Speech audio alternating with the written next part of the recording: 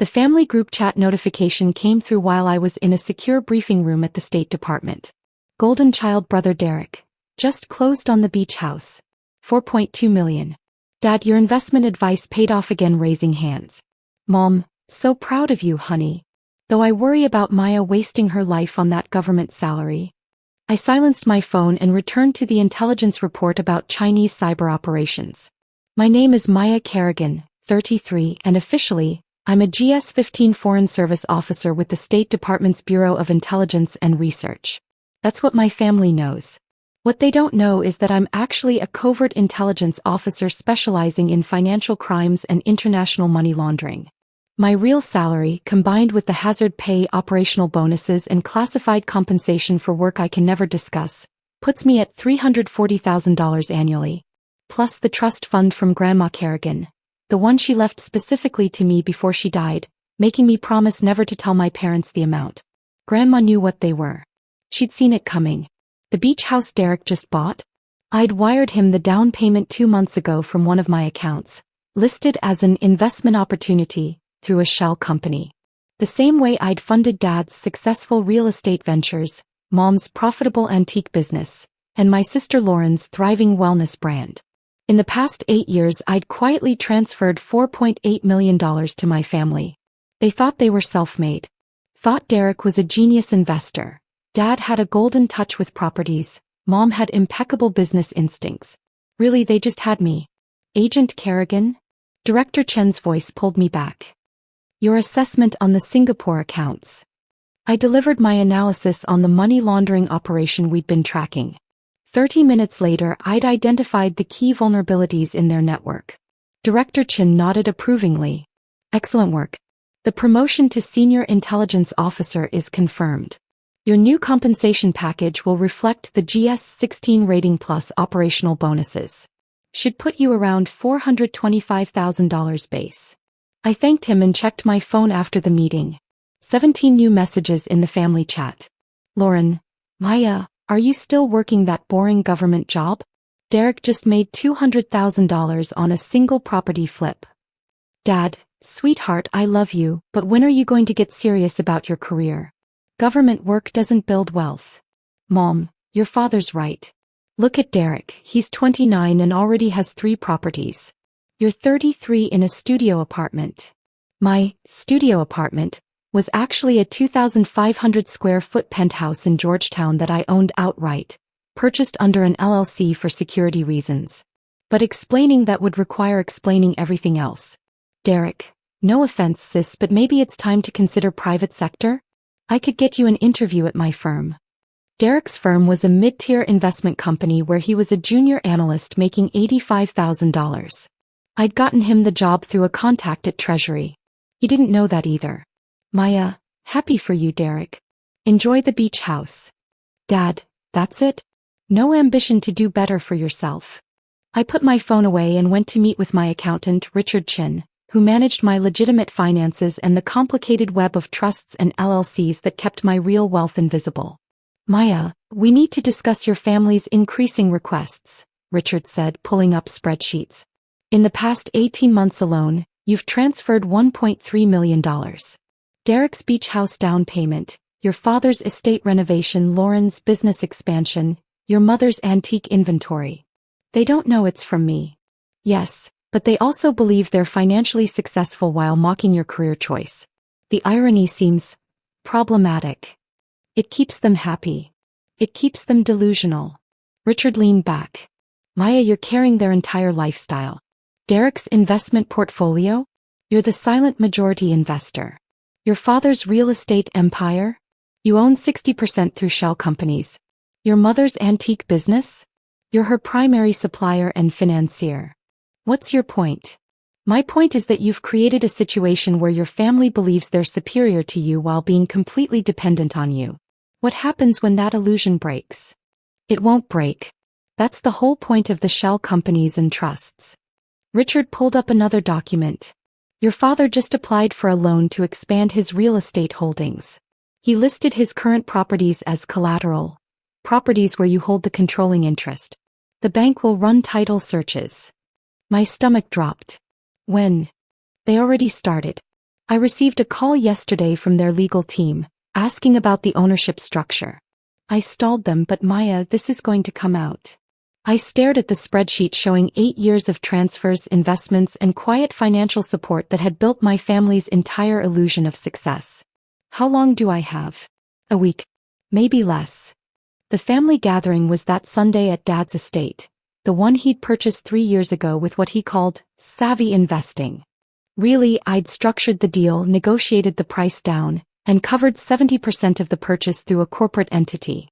I arrived to find Derek showing off photos of his beach house, Lauren discussing her wellness brand's explosive growth, and Mom highlighting her recent antique acquisition, a $40,000 Victorian settee I'd anonymously purchased for her inventory. Paya. Dad called from the terrace. Come tell us about your exciting government work. File any good paperwork this week. The table laughed.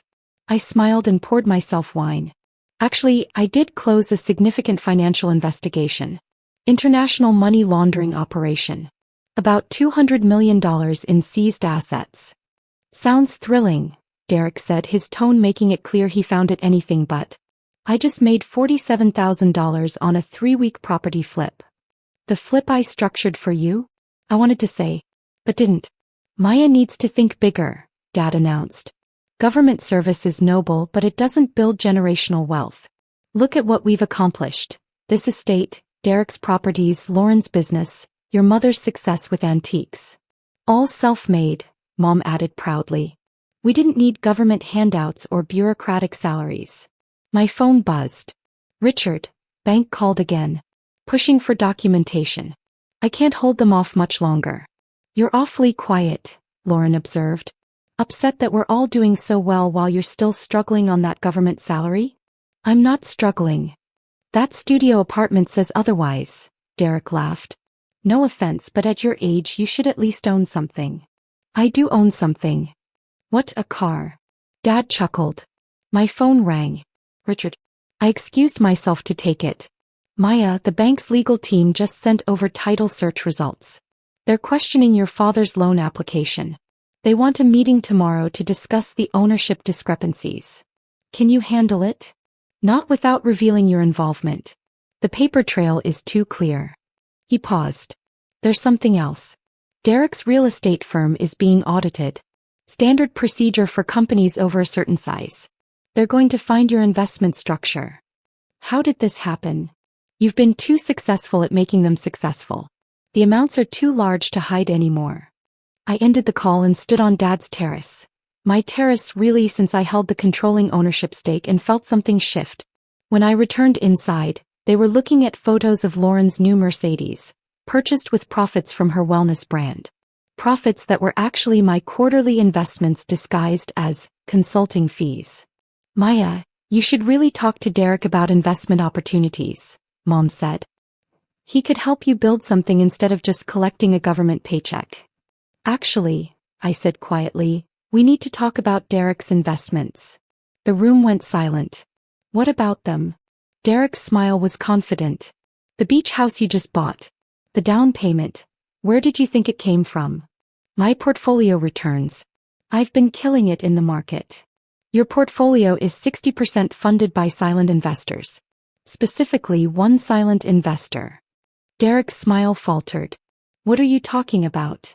I pulled out my phone and opened the banking app Richard had created for me. The one showing every transfer, every investment, every quiet wire that had built their lives.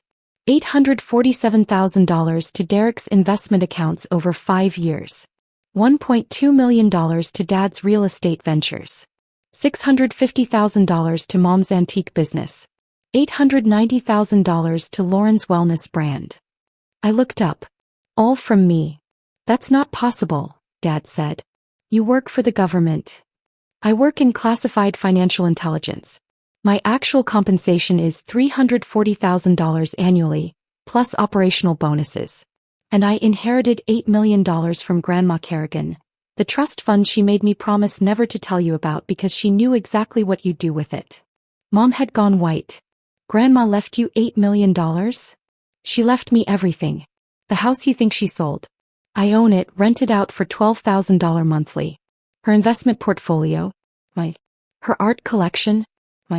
She knew Dad would blow through it in 2 years, so she left it all to me with instructions to use it wisely and never let your father touch it.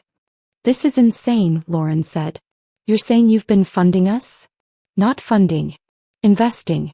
Through shell companies and trusts designed to make you think you were successful. I scrolled through the app. Derek, you're successful? Property flips? I structured every deal, negotiated prices down, and bought the properties through LLCs that you then flipped for profit. Dad, your real estate empire? You own 40%. I own 60%. Mom, your antique business? I'm your primary supplier and financier. Lauren, your wellness brand? I'm your majority investor and your largest customer through corporate accounts. The silence was absolute. Why? Dad's voice was barely a whisper. Because you're my family. Because I wanted you to be happy. Because it was easier than explaining what I actually do, which involves classified operations I can't discuss. I met his eyes. And because some part of me hoped that if you felt successful, you'd eventually see me as an equal instead of a failure. We never said you were a failure, Mom protested. I pulled up the family group chat on the TV screen using the wireless connection. 8 years of messages scrolled past. Comments about my boring government job, concerns about my struggling lifestyle, suggestions to get serious about my career, jokes about filing paperwork and pushing papers. You've said it constantly. You just use different words. Derek was staring at his phone, pulling up his investment accounts, seeing the truth for the first time. The beach house. You put down $840,000. I wired you $700,000 of it 2 months ago through Meridian Capital Investments, LLC. Which is me. Dad's estate. Lauren asked faintly. I hold 70% ownership through Harrison Property Trust. Dad makes the mortgage payments on the 30% he actually owns. Buy antique inventory? Mom's voice was shaking. Purchased through Chin Acquisitions, my art and antiquities company. You get dealer pricing because I own the supply chain. Dad had sunk into his chair. The loan I applied for will be denied. The bank discovered the ownership discrepancies. They called my accountant because I'm listed as the majority stakeholder in the collateral properties. I set my phone down. Richard tried to warn me this would happen eventually. That you can't hide $4.8 million in transfers forever. $4.8 million, Derek repeated numbly.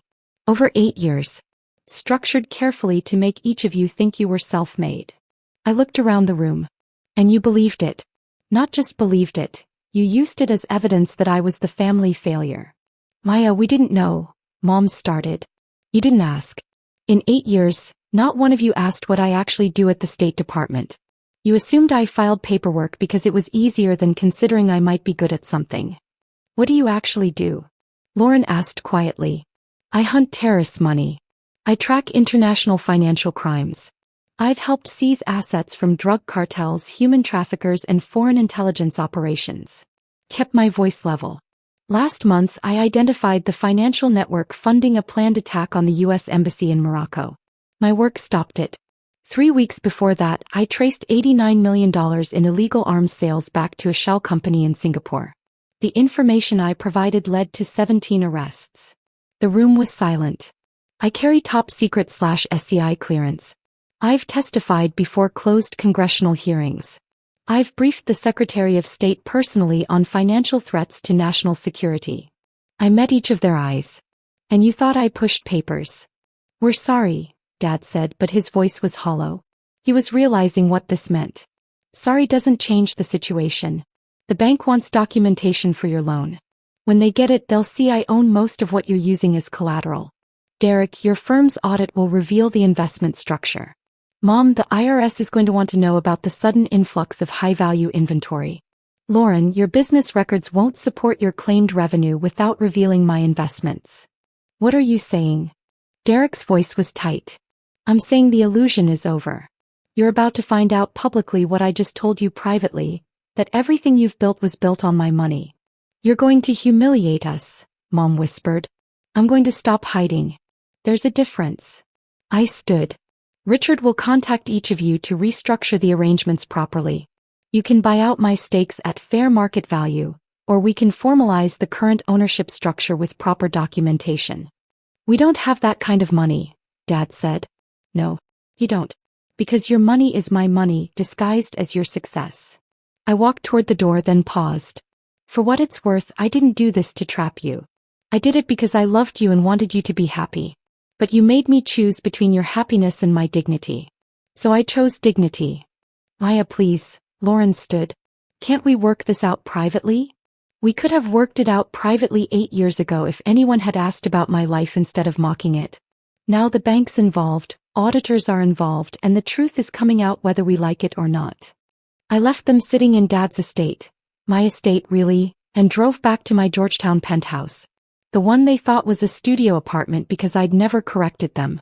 Richard called as I was pulling into my private garage. The bank wants to meet Wednesday. Derek's firm called asking questions. Your mother's accountant reached out about inventory documentation. He paused. This is going to get messy. Let it get messy. I'm done protecting them from reality. What do you want me to tell them? The truth. All of it. Every transfer, every investment, every dollar I've quietly funneled into their fantasy lives while they mocked my career. Maya. They spent 8 years believing they were better than me, Richard. 8 years of condescension and jokes and pity for my struggling government salary. Let them spend the next 8 years knowing the truth. The family group chat exploded over the next week as the documentation went public. Derek's colleagues found out his investment success was built on family money. Dad's real estate contacts discovered he was a minority owner in his own empire. Mom's antique dealer network learned she was functioning as a front for a larger operation. Lauren's wellness brand followers watched her admit her revenue claims were inflated. The messages shifted from mockery to panic to anger to desperate apologies. I read them all. Responded to none. Director Chen called me into his office on Friday. I heard there was some family drama this week. Everything okay? Everything's fine, sir. Just some financial clarifications that needed to be made. He studied me for a moment. The promotion comes with relocation options. London, Singapore, Geneva. Interested? Very interested, sir. Good. Pick one. You've earned it. I chose Singapore. New city, new assignment, new distance from the family that had spent 8 years proving they valued the appearance of success more than actual achievement. My last dinner in DC was with Richard, reviewing the final documentation. Your father wants to buy you out, he said. He's trying to secure financing. He won't qualify. Not with the real ownership structure on record. No, he won't. Richard closed his laptop. You know this will destroy their social standing. They destroyed my dignity for 8 years. Seems like a fair trade. Is it though? They're still your family. I thought about that. About Sunday dinners where they'd mocked my career. Group chats filled with concern about my struggling lifestyle. Dad's estate where he'd laughed about government work not building wealth. They were my family when it was convenient for them, I said finally. When I was the quiet failure funding their success. Now they can figure out what family means when the roles are reversed. I left for Singapore 3 weeks later. The family group chat continued its desperate messages, but I'd muted it. A year later, I'm running financial intelligence operations across Southeast Asia, living in a luxury apartment overlooking Marina Bay, and dating a UN diplomat who thinks my career is fascinating rather than boring. Dad lost the estate when the loan fell through. Derek's investment firm let him go when the truth came out. Mom closed her antique business. Lauren's wellness brand collapsed. They're not destitute. The money I'd given them over the years still exists, once properly accounted for. They just have to live within their actual means for the first time. Mom sends emails occasionally. Apologizing, explaining, asking if we can talk. I archive them unread. After all, I have important government work to do. And unlike them, I actually know what that means.